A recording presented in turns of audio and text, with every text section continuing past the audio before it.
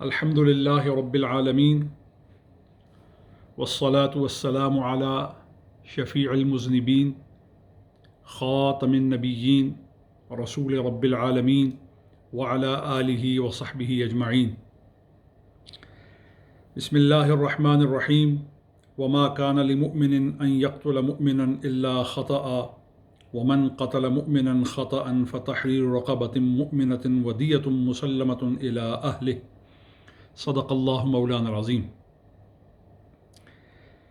اسلام دین عدل ہے، دین امن ہے، دین سلامتی ہے، اور اسلام نے انسانیت کے لیے جس سلامتی کا درس دیا ہے اس کی نظیر و مثال کائنات کے دساتیر میں کہیں اور نہیں ہے. ایک جان کی قدر و قیمت اس قدر اسلام کی آئینی نگاہ میں اور اسلام کے دستوری تصورات میں اتنی گراں قدر ہے کہ ایک انسان اپنے اندر پوری انسانیت کی قدر و منزلت، پوری انسانیت کی عزت و آبرو کے متعلق تقاضے رکھتا ہے. اگر کوئی کسی ایک انسان کو قتل کرتا ہے تو عدد میں اسے ایک سمجھ کر کے قتل کر دینا درست، قتل کر دینا معمولی اور قتل کر دینا ایک عمومی معاملہ جو ہے اسلام اس کو لینے کے لیے تیار نہیں ہے، کیونکہ اسلام نے ہر انسان کے وجود کے اندر نور خلافت کو جگمگایا ہے. وَلَقَدْ كَرَّمْنَا بنی آدم سے آدمیت کے لیے جس عزت اور آبرو کو متحقق فرمایا ہے اس کے لیے انسانیت قیامت تک اسلام کی ممنون کرم ہے اور زیر بار احسان ہے اور رحمت للعالمین کی شفقتوں اور عنایات کے بوجھ کے نیچے ہے. آج ہم دیت کے حوالے سے بات کریں گے. قرآن کریم نے سورہ نساء میں اس آیہ کریمہ میں دیت کی اہمیت کو، ضرورت کو اور دستوری اس کے پہلو کو متعین فرمایا ہے، اور یہ آیہ جو ہے یہ امہات الاحکام آیات میں سے ہے، بڑی اہم اور نہایت ہی غیر معمولی آیات میں سے ہے. اگر کوئی مومن کسی مومن کو قتل کر دیتا ہے الا خطا کے ساتھ، نہ چاہتے ہوئے، تو قرآن کہتا ہے فتحریر رقبۃ مؤمنہ ودیۃ مسلمہ. تو پھر قتل خطا میں یہ ہے کہ گردن کو، کسی مومن گردن کو آزاد کیا جائے اور دیت مسلمہ جو ہے اس کی ادائیگی کی صورت کی جائے الی اہلہ، اس کے ورثاء، اس کے عصبات کی طرف.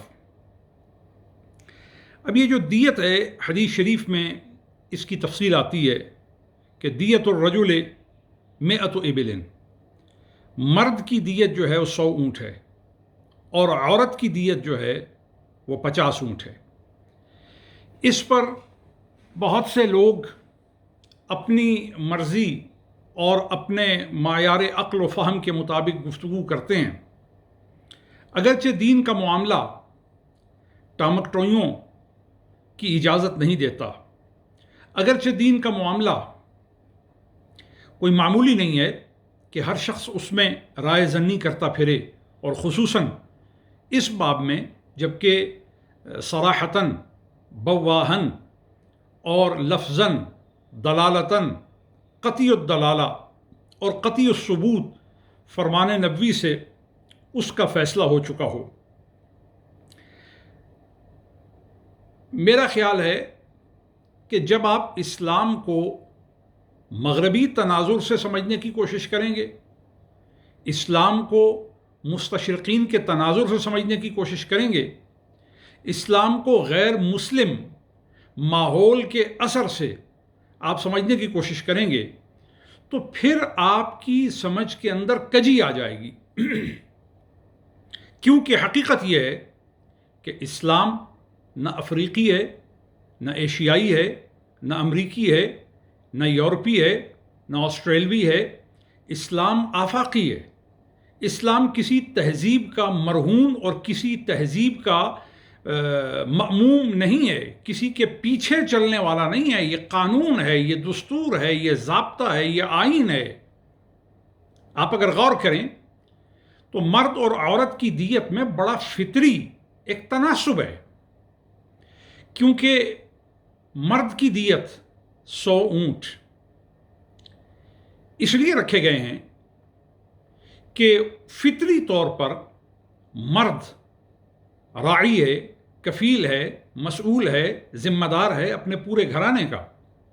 اگر وہ قتل ہو جاتا ہے تو اس کی دیت 100 اونٹ اس لیے رکھی ہے کہ مرد کے قتل ہو جانے سے صرف نگہداشت کا ایک پہلو اور ایک عمل معطل نہیں ہوا، بلکہ معاشی اور اقتصادی امور بھی متاثر ہوئے ہیں، اس لیے اس کی دیت کو دوہرا کیا گیا۔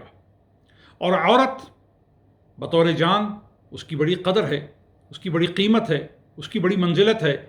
عورت کی منزلت کا یہ عالم ہے کہ ماں ہے تو اس کے پاؤں کے نیچے جنت کو رکھا گیا ہے، بیٹی ہے تو اسے رحمت بنایا گیا ہے۔ تو آپ یہ دیکھیے کہ اسلام نے کوئی پہلو تشنا نہیں چھوڑا ہے۔ اگر عورت کا دنیا سے اس طرح حادثاتی طور پہ جانا ہو جاتا ہے متاسفاً، یہ بحث جو ہے کچھ مناسب نہیں لگتی، کیونکہ انسانی جان کی قدر و قیمت جو ہے وہ یہ تقاضا رکھتی ہے کہ آپ اس کو ایسے امور میں تولنے کی بجائے اس کی قدر و منزلت کو جاننے کی کوشش کیجیے۔ اور ہاں، ایک پہلو یہ بھی ہے کہ جب مرد قتل ہو جاتا ہے تو اس کے ورثاء میں اس کی بیوہ، اس کی اولاد آتی ہے، اور ان کو دیت جو ہے وہ اس کا قبضہ اور تصرف انہی کو دیا جاتا ہے۔ تو غور کیجئے، مرد قتل ہو جائے تو اس کی دیت اس کی بیوہ اور اس کے بچے دگنی پائیں گے، تو مفاد عورت کو زیادہ ہوا، مفاد اس کے گھر والوں کو زیادہ ہوا۔ اور اگر اس کے مقابلے میں عورت قتل ہو جائے تو اس کے ورثاء میں اس کا شوہر آیا، اس کے بچے آئے، تو ان کو دیت کم ملی۔ کیوں؟ کیونکہ مرد پیچھے ورثاء میں موجود ہے، تو لہٰذا عورت کو دیت زیادہ دی گئی ہے۔ اور مرد کی دیت کو جس وقت مقتول کے طور پر اس کے ورثاء میں منتقل کیا جاتا ہے تو اس میں اقتصادی معاملات بھی ہیں، اس میں معاشی معاملات بھی ہیں، اس میں مرد کی ذمہ داریوں کو بھی ملحوظ رکھا گیا ہے۔ تو اسلام دین فطرت ہے۔ اسلام حقانیت کو اس طریقے سے آشکار کرتا ہے کہ آپ اس کو کسی پہلو سے بھی دیکھیں تو آپ کو اس میں صدق، آپ کو اس میں عدل، اور آپ کو اس کے اندر ایک توازن معلوم ہوگا۔ حضرت عبداللہ ابن مسعود جو طبقہ فقہاء میں سے ہیں، صحیحین میں ان سے ایک روایت نقل ہے کہ معلم و مقصود کائنات صلی اللہ علیہ وآلہ وصحبہ وسلم نے فرمایا، توحید و رسالت کا مقر و مومن مسلمان جو ہے، اس کا خون 3 حالتوں کے سوا جائز نہیں ہے۔ پہلی، اگر وہ قاتل ہو تو قتل میں اس کی جان لی جا سکتی ہے۔ دوسرا، اگر وہ شادی شدہ ہے اور وہ بدکاری کرتا ہے تو پھر اس کی جان لی جائے گی۔ اور تیسرا، اگر وہ مرتد ہو جاتا ہے، اہل اسلام کی، اہل ایمان کی جماعت کو ترک کر دیتا ہے، تو یہ 3 حالتیں ہیں جس میں وہ مباح الدم ہو جاتا ہے۔ لیکن اس کا فیصلہ بھی امام کرے گا، اس کا فیصلہ بھی حاکم وقت کرے گا، ہر کیا میں نہیں کرے گا۔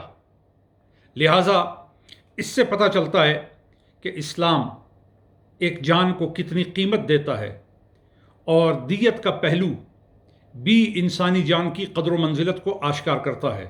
اللہ تعالیٰ قرآن و سنت کو اس کے حقیقی مفہوم میں ہمیں سمجھنے اور اس پر عمل کرنے کی توفیق عطا فرمائے۔ السلام علیکم ورحمۃ اللہ وبرکاتہ۔